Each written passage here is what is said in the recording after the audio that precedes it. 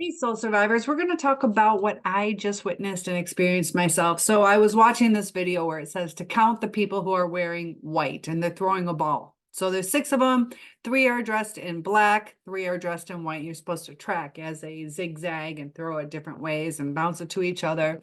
You're supposed to pay attention and count. So I'm paying attention and focusing and counting. And it takes a couple seconds. And then they're like, how many did you count? So I get it right, but they're like, that wasn't the question. And they're like, did you see the gorilla walk by? So it's a person in a gorilla suit that walked through that maze of people. And I was like, oh, I didn't see that. So I'm like, is this, some joke that they're doing on TikTok or YouTube, whatever it was? So I replay it and I see the gorilla because they rewound it. And I'm like, is this BS? And then they repeat and I watch it again. And I'm like, oh, when you're not counting, you see this gorilla. So I let it go one more time thinking, are they trying to fool me that it's just 2 in a row where they're tricking you? So I go to the comment sections too. I've watched it like 3 or 4 times. And every time I'm not focusing on the ball and the people in the white, I see this gorilla. And it gets you thinking when you're focused on something. I did kind of see like a black blur, which was a gorilla, but I let it go. My mind let it go. It tuned it out. So our minds sometimes will fill in blanks, but it will also take away things. Our mind absorbs what we think is important. So at that time, I was telling myself what was important. I was focusing on it. So I want to talk about this because there are narcissists out there. There's definitely narcissistic people. I want to get into the triggered state because there's that reactive abuse. And once that cycle gets started, 2 people are in that fight or flight mode. And that's when things go really, really bad. So with the narcissist, somebody who actually has NPD, it distorts your whole reality. So even when you're not trying to be triggered, over time, it starts to cause that brain damage, which starts driving you crazy. It affects the way you make decisions, the way you react, your emotional stability. So as far as feeling, am I the narcissist? We need to realize that it's changing our brain. And we do sometimes start to become narcissistic, or we get into a fight or flight mode, which will bring us into our coping mechanisms that we learned when we were children on how to handle certain situations. All of our past experiences are going to form where we need to go from here. Our bodies are telling us that it's not right. Something is off. And that's why our bodies get so uncomfortable, the anxiety, we're in a sense being eaten alive by this toxic person.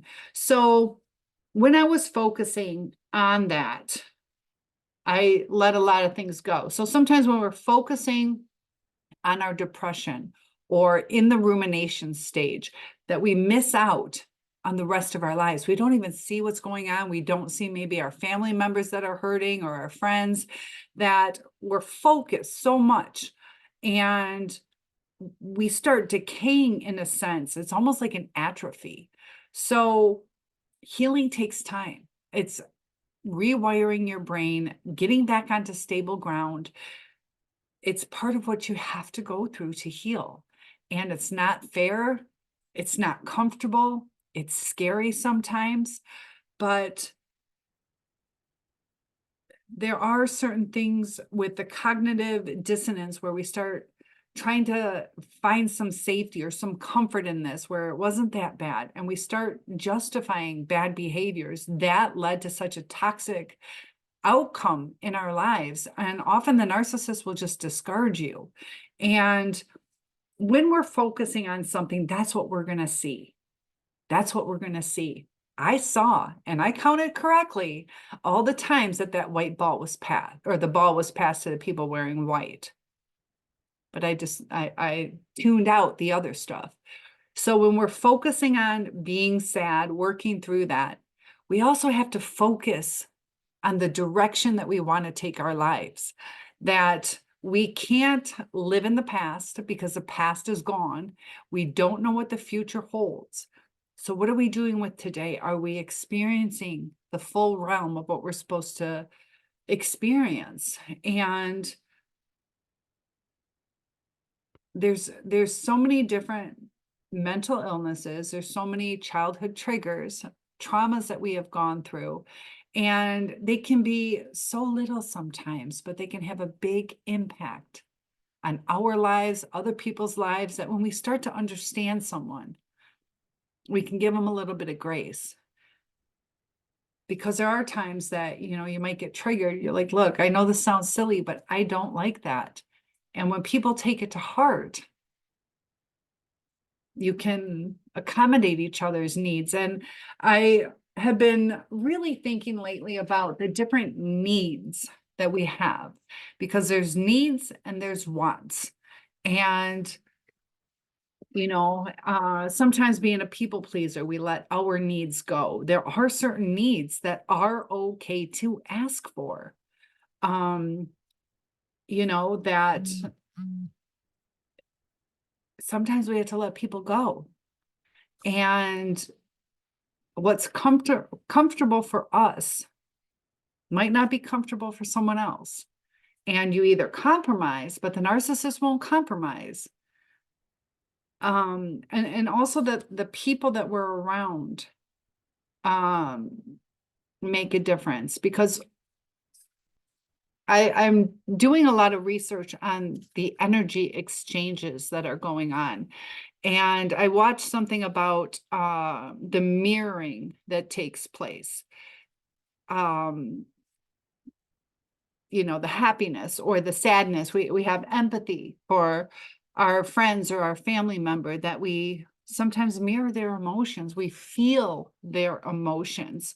But if you're with a toxic person or an unmotivated person or a person who is wrapped up in drugs and things like that, that there's some mirroring stuff that goes in our minds sometimes that it could bring you down a rabbit hole. So we want to be with people who are going to build us up instead of take us down. We want to be with people who, have like some passions in life, so we can feel alive again, to where we build each other up.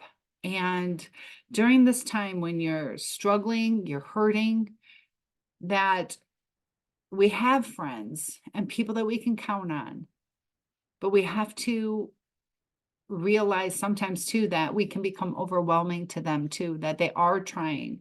I know sometimes when you are traumatized, you start talking about everything that's going on with you, and they offer you advice, and we don't always take it. And when we don't take it, it's almost invalidating what they're saying to you. They are trying to help you. And, sometimes we can take that advice and really, really think about it instead of brushing it off. I know it gets difficult because somebody who has not gone through narcissistic abuse doesn't always understand the trauma bond, that Stockholm syndrome, the brain trauma that we have gone through, the physiological aspects, the lack of sleep and confusion and heartache. But when we deal with what happened and give ourselves some grace and understand that, we can't change anybody, but we can change enabling them. If down the road it works out, they have to do a lot of change too. And we have to get back to being who we used to be. I know a lot of you comment, tell me, were you happy before you met your person? Some of you, if you were down and out, maybe you weren't healed, maybe you weren't ready for the relationship. But a lot of us went into these relationships and it was the most wonderful thing, but it was based on lies. Or somebody who is so unstable that they flip-flop, or they could be afraid of connection. And if two people who are afraid of connection get together, they can get through life together. But when you're seeking a true connection, we have to realize that the narcissist likes to keep things superficial. When things get too uncomfortable, that's when the lies come out. Sometimes they try to keep the peace, but they also know it's something that's going to upset you. And, sometimes we have to realize that speaking our truth and unmasking a little bit. And I've been thinking about the masking stuff too, in society. We kind of have to mask up sometimes. If you're upset, you can't be yelling at people. If somebody upset you at the gas station, do you have to tell them about your feelings and how you were pretty short with me and that hurts me? And next time I come in here, there's battles that we need to pick. But as far as being true to yourself, we have to realize, was this person good to us? Did they have our best interest at heart?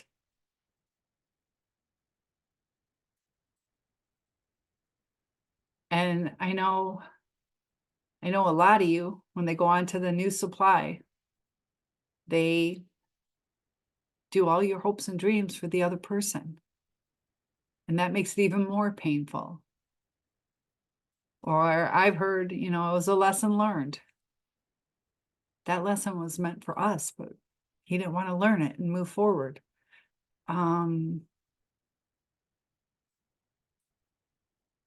The tricks that the brain can play, it's when we are hurting so bad that we feel that this person is the only person who can fix us. They're the ones that broke us. So we're focused on them. And we need to put the focus back on ourselves. There's a balance, but as far as a lot of you are really angry, the anger that you feel is similar to the pain that you felt as far as the level. And the more you've been hurt, the more angry you're going to get. That's normal. But seeking revenge, I know some of you do it, or think about it, or obsess about it, or are tempted by it. But there's repercussions to that. Whether it's your reputation, others are going to see you as crazy, or the abuser. So don't bring that into your life.